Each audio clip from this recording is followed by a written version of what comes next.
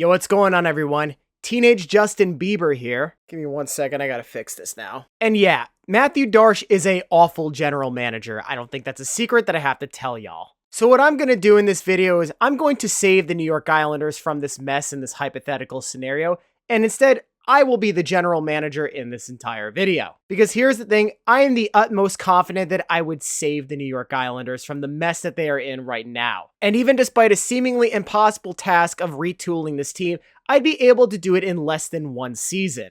I will also be able to confidently do this without sacrificing the Islanders' future. If anything, I will actually keep building towards the future. So in this video, we'll be doing a revisionist history timeline on when I become the general manager of the New York Islanders instead of Darche. We're specifically going to go over a lot of the changes that Darche should have made on trades and trades that he did not act on, and I'm also going to grade these moves as well. Spoiler alert, there's going to be a lot of bad in this video. Anyways, let's get started, shall we? So our starting date will be May 23rd, 2025, when the Islanders officially hire Mathieu Darche to be the new president of hockey operations, as well as their new general manager. However, in this hypothetical scenario, I'm going to be the new general manager instead. Now, Darche's first move as a general manager was ultimately deciding to keep, at the time, head coach Patrick Roy to stay with the New York Islanders organization, which was obviously a massive mistake. Now, in a perfect scenario, I would have hired Joel Quenneville to be our new head coach instead,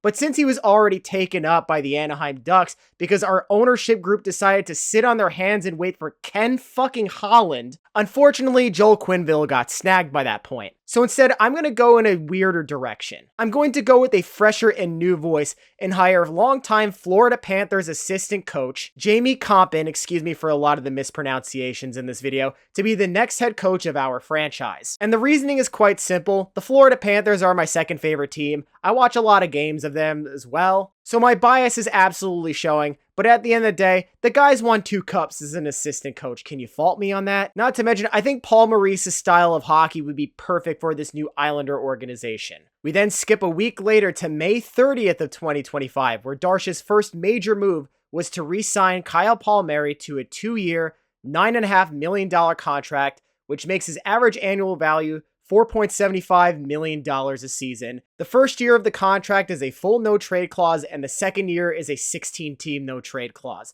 And I'm giving this grade a D+. The reason behind this contract is because this is a Lou Lamoriello handshake deal, where instead of Darche actually putting his foot down and saying no, because, you know, as you might know, Lou Lamoriello was kept on as an advisor to this organization, which, again, I don't understand why they did that. Darche decided to tuck his tail between his legs and just give him the handshake contract, which, again, makes 0 sense. The only reason why this contract is not an F because at the time, the free agent winger market was weak, and so Kyle Palmieri was probably the best of the options that he had to bring back. Now, in order to not make this contract so egregiously awful, the only change that I would have made was to just remove the no-trade clauses entirely. Because then it opens up flexibility for me to trade Palmieri at any point, because let's be honest, he's like 35 years old. He's just not a part of the future core of the team. And my goal is to retool this team properly to not only get the owners what they want, but to also build a future for the organization. The next major thing to happen in the NHL landscape happened almost a month later on June 23rd of 2025, where the Philadelphia Flyers, who I absolutely loathe as an organization, pulled off one of the most ultimate fleecings in recent memory by trading career bottom 6 forward Ryan Poehling, a 2025 second round draft pick, which was the 45th overall selection, and a 2026 4th round pick in exchange for Trevor Zegras. Now, all you gotta do is look at the stats for Trevor Zegras this year, and you already know that this is one of the most ultimate fleecings in recent memory. So instead, I will be the one trading for Trevor Zegras in exchange for our 2025 second round pick, which was the 42nd overall pick, our 2026 4th round pick, and defenseman Alexander Romanov. This trade package would have 100% told Anaheim to send him to us instead of Philly because Ryan Poehling is not only older, but is a career bottom 6 forward. At least Romanov had some value at this time. Now, in hindsight, a lot of the NHL articles who don't really know Alexander Romanov would have probably given this trade like a B+ or an A- in favor of the Islanders.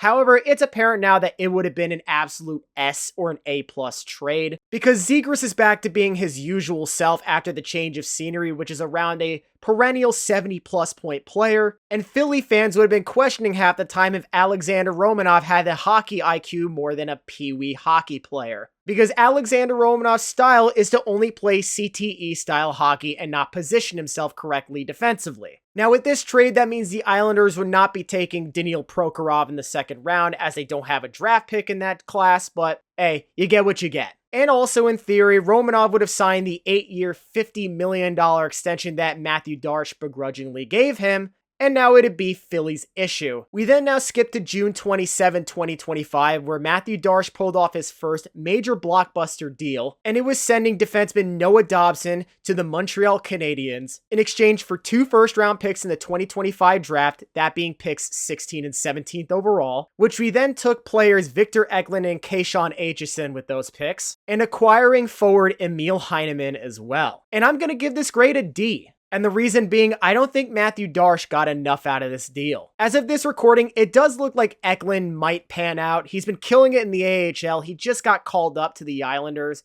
to play his one and only game this season with them. I'm hoping he actually scores at least a point in the game. It would be kind of exciting to see that. However, to me, Aitchison has some question marks in his game. It very well reminds me of a certain somebody who I just traded. Montreal Canadiens trade Alexander Romanov and pick number 98 in this year's draft to the New York Islanders in exchange for pick number 13 in this year's draft. Oh my God! Alexander Romanov for the 13th overall pick.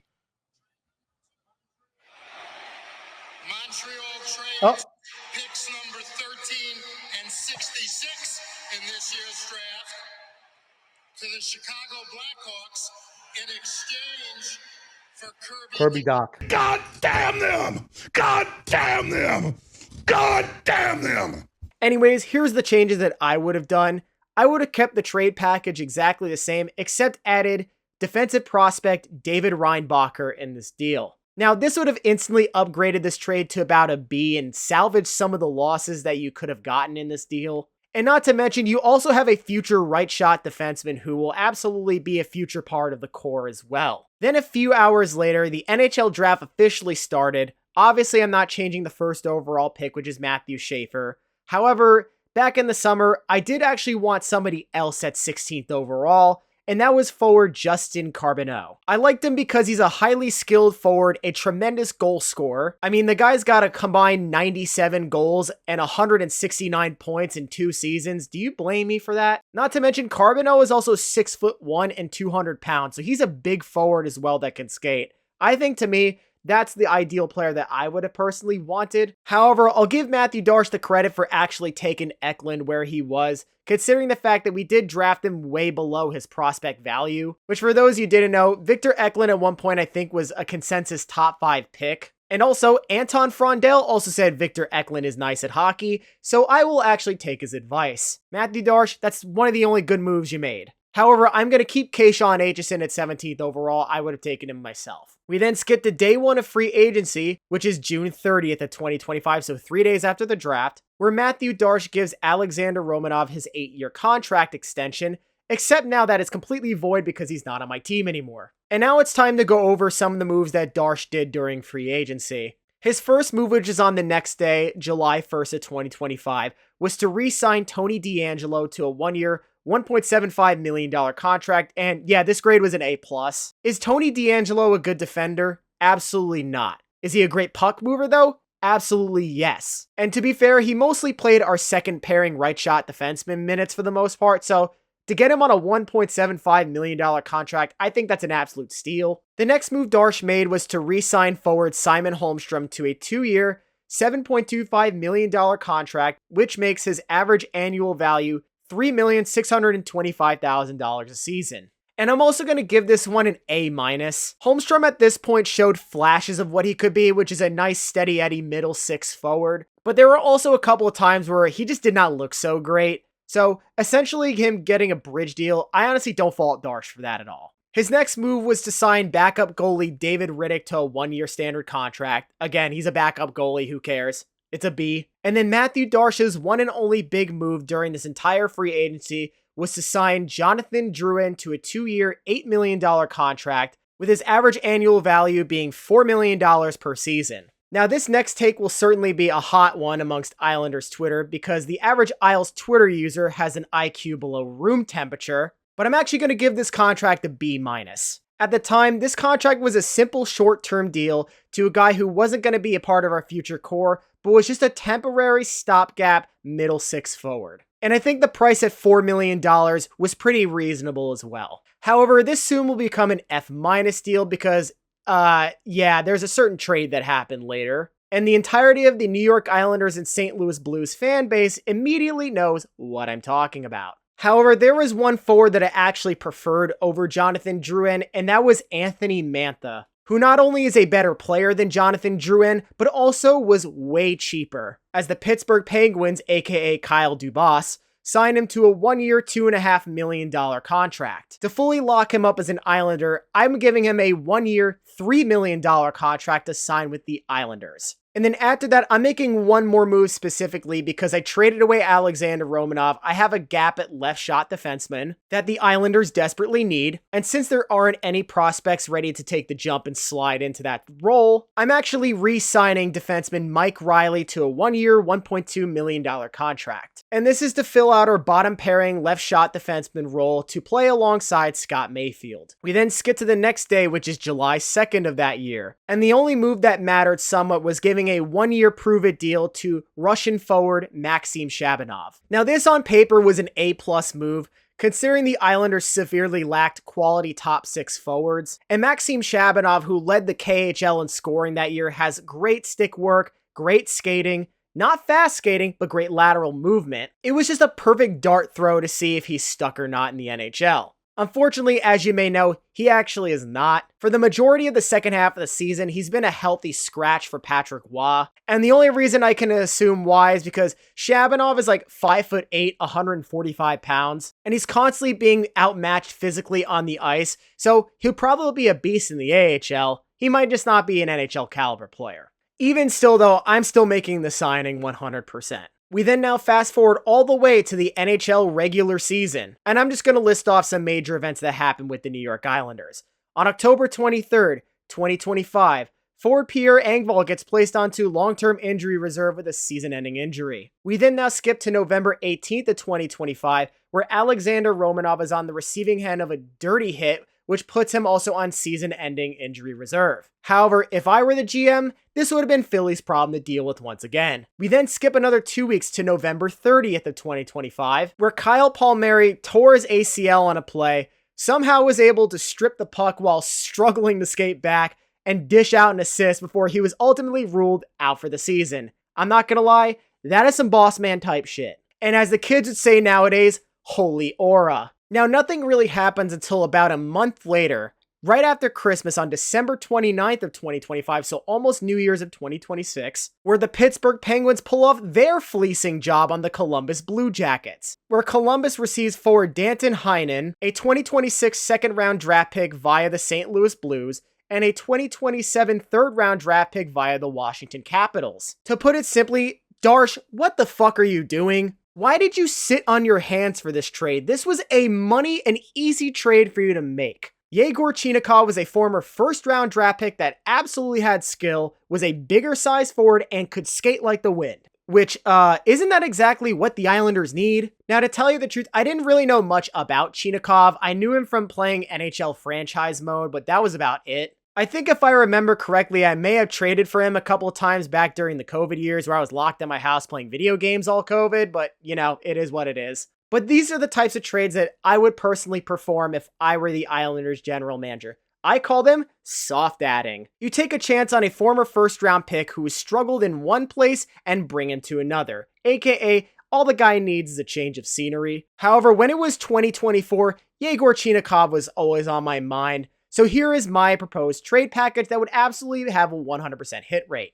So instead, I will be acquiring Yegor Chinakhov in exchange for our 2026 third round pick, our 2027 second round pick, our 2028 6th round draft pick, and forward Kyle McLean. This trade package will go through because not only did I offer more in this trade package than Pittsburgh, but Kyle McLean is also a younger forward that puts up similar stats to Danton Heinen. It's honestly that simple. So now after these two small moves, here are the mid-season lines. This team already looks drastically improved compared to the roster that Mathieu Darche had. Especially the power play 1 line, because that line is so disgusting you would want to hit the stanky leg. Now it is January 26, 2026, almost a month later. Mathieu Darche to absolutely decide to cook up an absolute disaster class by acquiring defenseman Carson Soucy in exchange for a 3rd round pick in the 2026 NHL draft. And yeah, this grade is an F-. A smart GM should have realized that this is a transition year for the Islanders, not a team that can actually win a Stanley Cup, and it shouldn't have mattered whether they made the playoffs or not. Not to mention, my philosophy with teams who are bubbling in that playoff realm are basically, if your team is good enough, you will find a way to get in. So obviously, I'm going to rescind that trade. This trade never happens. And instead, I'm just going to call up defenseman Marshall Warren to see if he's a long-term piece of the future as a bottom-pairing left-shot defenseman. We now skip to tomorrow, which is January 27th, where Darche once again pulls off an absolute disaster class and gets fleeced by sending Maxim Siplikov to the New Jersey Devils in exchange for Andre Palat at full retained salary, mind you, along with the New Jersey Devils 2026 3rd and 2027 6th round draft pick. And out of all the trades that Darche had done, this is the first one where I was just truly dumbfounded by. At the time of this trade, Andre Palat is a corpse of a player and has 2 more years remaining on his contract at $6 million per season. Now that was the first mistake of this deal. The second mistake of this deal was freeing up a division rival $6 million in cap space, with the cap going up next year. Now, I wouldn't have been as worried had the Devils kept Tom Fitzgerald around, but he just recently got shit canned. So yeah, I guarantee you whoever the Devils hire is going to be better than Tom Fitzgerald. Great. So yeah, this grade for this trade was an F-. Now at this point, you're probably thinking, yeah, this Darche guy's pretty bad, but surely it can't get worse, right? Right? We then now fast forward to trade deadline day, which is March 6th of 2026. And this was easily the worst move Mathieu Darche has made during his entire general manager tenure, because somehow by fate, Brayden Schenn and Mathieu Darche were in the same hotel at the same exact time during this day. And so of course, Darche just can't sit on his hands and do nothing. Of course he's got to trade for Brayden Schenn. So yeah, the absolute horrendous trade that happens as Mathieu Darche would send out forward Jonathan Drouin, goalie prospect Marcus Gidloff, our 2026 1st round pick, and New Jersey's 2026 3rd round pick in the deal that we got from Siplikov. And since I don't want to relive this trauma again, I'll just say that this move was a grade of an E, below an F-. The Islanders team was simply not in a position to trade for a guy like him. Mind you, Brayden Schenn has 2 more years left in his contract at $6.5 million per season, but also giving up the assets that the Islanders desperately needed in order to rebuild this team. You know, grab more draft picks, use them as currency, restock the prospect pool, because the only real prospects you have at the moment are Matthew Schaefer and Victor Eklund. But instead, Mathieu Darche decides to piss all those dreams away and make real Islander fans like myself incredibly pissed off. I think the Mike Bartner reaction would have told you that already, because I felt the exact same way internally. And the reason why Darche did this, because in an interview, he stated that he wanted to reward the guys for being in a playoff position. Are we just handing out fucking participation trophies now? Not only is Darche a moron, he has zero backbone to speak of. If this guy were in the NBA, you thought his name would be Rob Pelinka or Adam Silver. Now, obviously, in my scenario, I'm not that fucking stupid. I'm not making this trade. I'm not stupid enough to double down on a core that hasn't made it out of the 1st round of the playoffs since 2021. And mind you, has not even made a Stanley Cup final. So of course, this is where I go absolutely berserk at the trade deadline. My objective is to sell up these so-called corpses that call themselves hockey players. Mind you, these guys are all on expiring contracts because I love asset management. I love raising my players' value at maximum peak value so I can get an absolute king's ransom in return. So here's what I'm going to do instead. The first guy that I will be sending out is longtime captain Anders Lee with half retained salary to the Winnipeg Jets in exchange for Cole Perfetti and a 2027 1st round draft pick. The reason behind this is because I think Cole Perfetti is just not going to have the opportunity to be a top 6 forward in Winnipeg. He's also 23 years old. He's a really young guy. He'll be a part of the future core. Again, you see where I'm going with this? Not to mention, I think the extra first round pick would have been an absolute sweetener for a team like Winnipeg, who is probably, let's say, 1 year away from going back to the playoffs and possibly contending for a Stanley Cup.